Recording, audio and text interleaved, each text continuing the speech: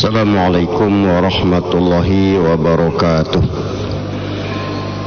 A'udzu billahi minasyaitonir rajim. Bismillahirrahmanirrahim.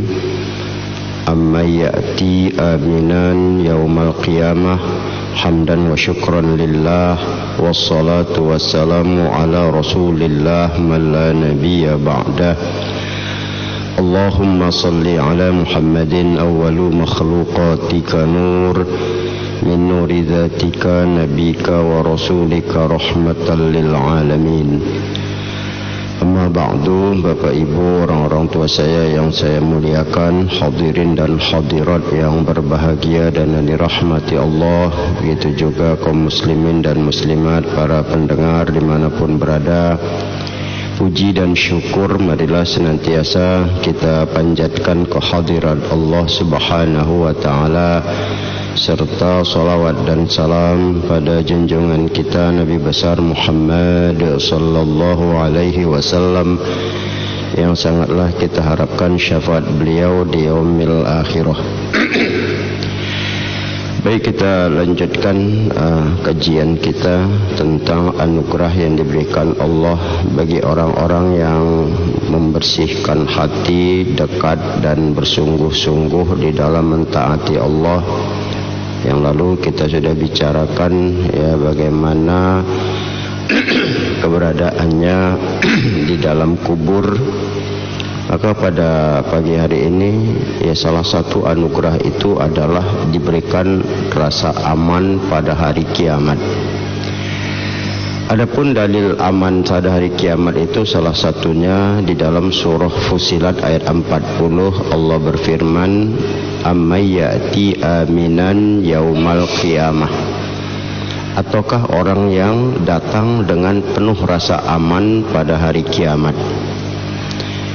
Kita bicara kiamat dalam Quran jelas satu huru hara yang tidak dapat dielakkan, huru hara yang sangat dahsyat. Ya, di dalam surah Pangkal, surah Al-Hajj itu kan jelas dikatakan inna sa'ah syai'un azim. Kiamat itu suatu yang azim, yang sangat besar, yang sangat dahsyat. Siapapun orang tidak bisa ya lari daripadanya. Kehancuran yang totalitas yang tidak terperikan, yang digambarkan bagaimana gunung berterbangan bagai anai-anai ya, berhamburan, manusia berterbangan. Pendeknya situasi itu tak terbayangkan kita lah ya, menunjukkan betapa dahsyatnya hari kiamat itu. Namun di balik kedahsyatan itu ya Allah memberikan rasa aman. Makanya kita bagaimana tidak yakin ya. Semalam pun saya sudah sampaikan itu ya, masalah sebelumnya itu pada hari Isnin itu kan kita bicara di dalam amukan, topan dan banjir yang menenggelamkan kaum Nabi Nuh. Tapi ada seorang nenek yang selamat 40 hari di dalam air itu. Artinya kan yang lain mati, yang kafir. Dia yang beriman selamat. Dan banyak lagi kalau kita mau bicara ya, kisah-kisah, bahkan waktu tsunami di Aceh pun masih ada yang selamat, kita bilang, dalam gelombang laut yang naik tumpah ke darat. Dan banyak kalau kita lihat peristiwa-peristiwa orang yang selamat di balik dahsyatnya peristiwa pada waktu itu. Artinya ini kan menunjukkan satu contoh, memang dunia bakal hancur, langit akan terbelah runtuh ya, tata surya akan tabrakan dia ya, bumi kita ini akan dihantam juga dengan ya kita bilang bintang-bintang yang ada. Nah, ini jelas suatu hal yang kalau kita lihat ya sangat-sangat tidak dapat dibayangkan begitu besarnya. Namun yang pasti ya ada juga rasa aman dan selamat. Itulah orang-orang yang baik yang dijamin oleh Allah Ta'ala. Tentu bagi kita inginlah masuk ke salah satu dari orang-orang tersebut ya, orang-orang yang dipastikan untuk itu. Makanya Allah sudah menggambarkan hal tersebut. Di dalam hadis Rasulullah juga, di dalam bab selamat al-afiyah, ya, keselamatan ada 5 di dunia, 5 di akhirat. Salah satu di akhirat itu kan digambarkan, ya, adalah yakuna aminan fi fazil akbar, kata Rasulullah. Orang yang selamat di akhirat itu adalah orang yang aman ketika fazil akbar, ya, goncangan. Terjadi goncangan yang begitu besar, ya, dia aman. Kalau kita lihat bagaimana kondisinya seperti ini, itu kan ada hadis Nabi itu, ya, yang kita pernah bicarakan dulu. Orang yang dapat menjawab pertanyaan di dalam kubur, maka malaikat menyuruh dia untuk pertama berada di taman surga. Yang kedua, ada hadis mengatakan nim kanaumatil arus, tidurlah kamu bagaimana tidurnya pengantin baru. Nah, tidurnya pengantin baru itu kita tahu, ya, dia merasakan nikmat di dalam kubur, di taman surga. Tiba-tiba begitu goncang yang besar, dia tidak merasakan goncangan itu. Hanya sebatas goncangan itu dia bertanya, wahai malaikat, ada apa ini? Kiamat, kata malaikat. Ya, kenapa cepat kali kiamat, katanya. Nah, ini kan satu hal, kalau kita bayangkan, dia malah bertanya, kok cepat kali kiamat, katanya. Ini kan satu hal pertanda betapa dia menikmati kondisinya di dalam kubur dan goncangan yang ada. Dia tidak sampai merasakan begitu besar. Nah, inilah kalau kita lihat pada dasarnya, ya, rasa aman itu. Belum lagi di dalam hadis-hadis lain, ya, di dalam tentang di balik kematian, ya, orang-orang yang nanti, ya, dekat dengan Allah, beriman dan sungguh-sungguh itu, begitu dibangkitkan dari kubur, ya, kondisinya sangat indah, ya, bercahaya, dia terang. Malaikat Ridwan mendatanginya dengan malaikat-malaikat lain, kalau kita bilang anak buahnya lah, kalau bahasa kita, ya, bala tentara aja. Kalau bala tentara itu perang cenderung, ya. Ridwan itu juga banyak anak buahnya, itulah membawa nampan. Begitu bangkit dari kubur, bawalah nampan sama air. Nampan itu berisi seperti buah kurma. Maka mereka makan 1 butir, mereka minum 1 gelas. Maka mereka menjalani hari kiamat itu tidak mengalami kehausan yang berat. Itu kan aman. Orangnya tak puasa, sekarat, menahankan. Sekarat tapi nggak mati. Kita kalau sekarat mati masih untung. Makanya di akhirat itu kan la yamutu fiha wala yahya, ya, tidak mati dan tidak hidup. Itu kita bisa rasakan bagaimana seperti, ya, tak mati tak hidup.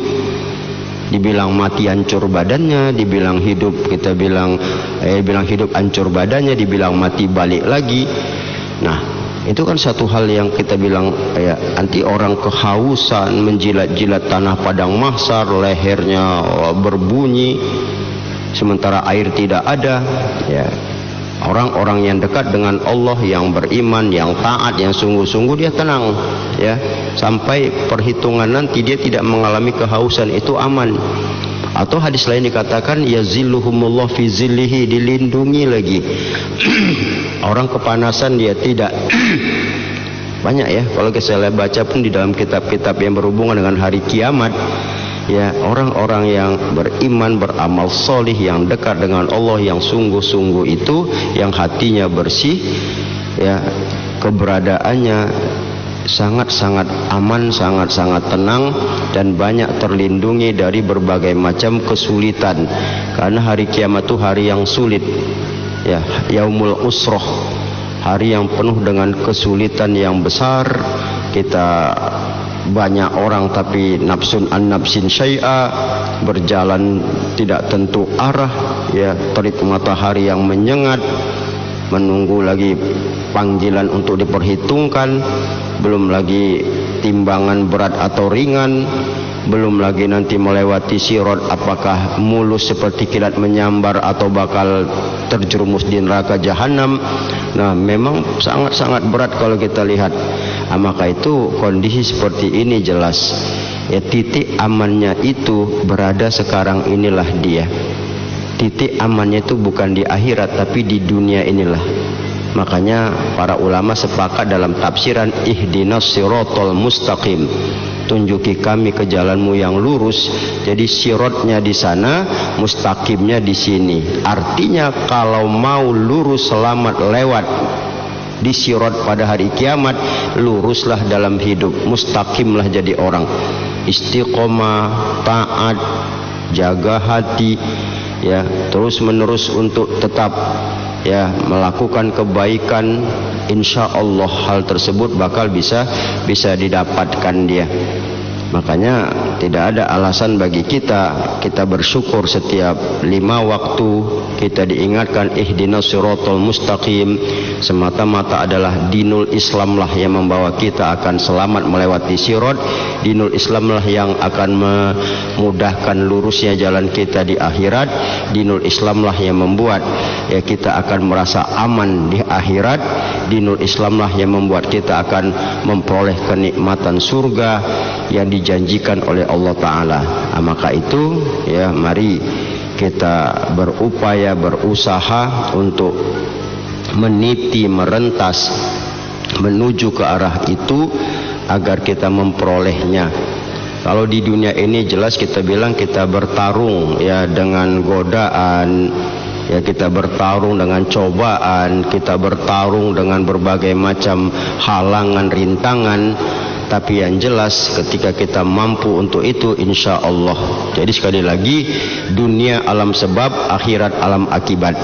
Kalau ingin sebabnya bagus, ya, akibatnya bagus, maka bikinlah sebab-sebab yang baik di dunia ini. Dan ya, hukum sebab akibat itu sebenarnya dalam kenyataan akan tetap berlaku. Ya, kita aja di dunia ada nilai sebab akibat, apalagi nanti di akhirat. Maka itu kembali saya ajak kita bersama-sama, mari ya kita harapkanlah, kita inginkanlah, kita upayakanlah, kita gapailah salah satu keuntungan